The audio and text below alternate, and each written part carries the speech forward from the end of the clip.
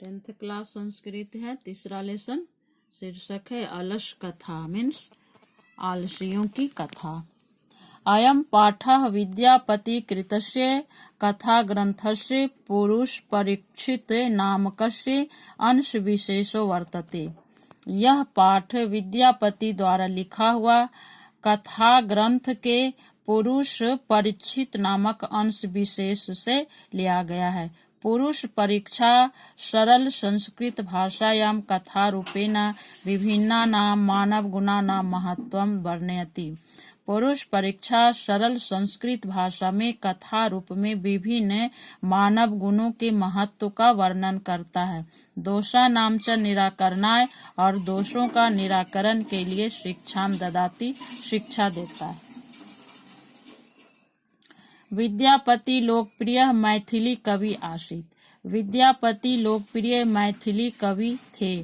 अपि च बहूनां संस्कृत ग्रंथानां निर्माता अपि विद्यापति आसीत्, और संस्कृत ग्रंथों के निर्माता भी विद्यापति थे। इति अस्सी विशिष्टता, यह उनकी विशिष्टता है। संस्कृत विषये अपि प्रभुता अस्ति, संस्कृत विषयों में भी अधिक है। प्रस्तुते पाठे, प्रस्तुत पाठ में आलस्य नामकस्य दोषस्य निरूपणे, आलस्य नामक दोष का दूर करने के लिए, निरूपण के लिए व्यंग्यात्मक कथा प्रस्तुता विद्यते, प्रस्तुत है। नीतिकाराः आलस्यं रिपुरूपम मन्यन्ते, नीतिकार आलस्य को शत्रु के रूप में मानते हैं। आसीत मिथिलायां वीरेश्वरः नाम मंत्री, मिथिला में वीरेश्वर नामक मंत्री था। स च स्वभावात् दानशीलः कारुणिकस्य सर्वेभ्यो दुर्गतेभ्यो अनाथेभ्यश्च प्रत्यहमिच्छा भोजनम दापयति, और वह स्वभाव से दानशील, कारुणिक और सभी दुर्गतों और अनाथों को इच्छानुसार भोजन देता था। तन्मध्ये आलसेभ्यो अपि वस्त्रे दापयति, उनके बीच आलसी भी अन्न और वस्त्र पाते थे। अतः इसलिए निर्गतानां च सर्वेषां अलसः प्रथमो मतः किंचित न क्षमते कर्तुम जठरेण अपि वह्निना। सर्वेषां, सभी निर्गतों में आलसी का पहला स्थान है। किंचित न क्षमते कर्तुम जठरेण अपि, पेट की आग से पीड़ित होने पर भी वह कुछ भी करने में समर्थ नहीं है। ततः अलस पुरुषाणां तत्रैष्ट लाभं श्रुत्वा बहवः तुंद परिमिर्जाः तत्र वर्तुली बभूव। इसलिए आलसी पुरुषों के यथेष्ट लाभ को सुन करके बहुत बड़े तोंद वाले भी इसमें सम्मिलित हुए। अतः इसलिए स्थिति सौकर्य मूला ही सर्वेषाम् अपि संहते सजातीनां सुखम दृष्ट्वा के न धावन्ति जन्तवः। स्थिति ही सौकर्य मूला सर्वेषाम्, अपने साथ रहने वालों के सुख को देखकर किस प्राणी सजातीय नाम सुखम दृष्ट्वा के न, कौन सा प्राणी उसकी ओर नहीं दौड़ता है। पश्चात अलसा नाम सुखम दृष्ट्वा धूर्ता अपि कृत्रिम आलस्यम दापयित्वा भोज्यम गृह्णन्ति। पश्चात बाद में आलसियों के सुख को देखकर धूर्त भी कृत्रिम बनावटी आलसी को दिखाकर भोजन ग्रहण करते थे।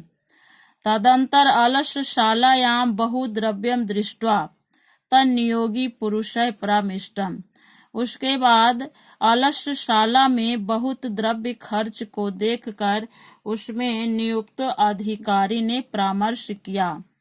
यत अच्छम बुद्धिया करुणया केवल अलसेभ्य स्वामी वस्तूनि दापयति, केवल अपंग को दयावश मंत्री केवल आलसियों के लिए स्वामी मंत्री वस्तुओं को देते हैं। कपटेन अलसा अपि गृह्णान्ति, कपट से अलसा बिना आलसी भी गृह्णान्ति ग्रहण करते हैं। इति अस्माकं प्रमाद, यह हमारा प्रमाद है।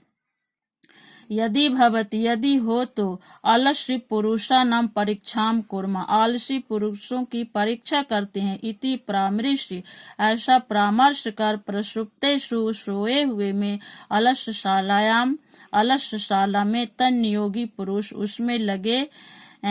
उसमें नियुक्त अधिकारियों ने बहिनी दापयित्वा आग लगाकर निरुपया माशा खिसक गए। ततः गृहलग्नं प्रवृद्धम अग्निम दृष्ट्वा धूर्तः सर्वे पलायिता, उसके बाद घर में लगी हुई आग को देखकर सभी धूर्त लोग भाग गए।